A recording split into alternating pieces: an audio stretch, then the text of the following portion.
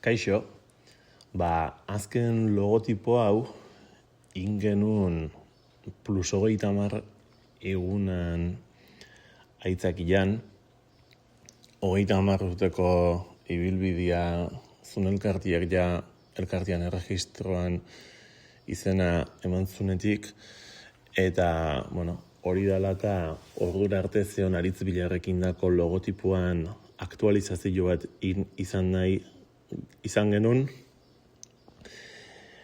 eta hortarako, Alotxarregi Askoitiar kartelistakin harremanetan jarri ginen, eta eskatu genion, ordura arte geneukana berrinterpretatzeko.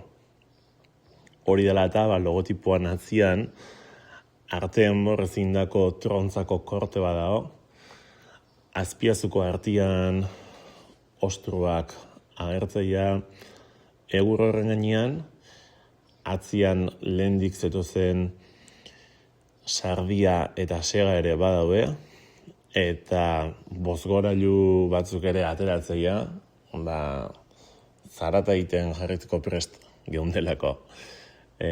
Letrak estanpatuak dirudite, eta koloriak ere more hori eta gorri hori lehenoko logotipotik datuzen adia.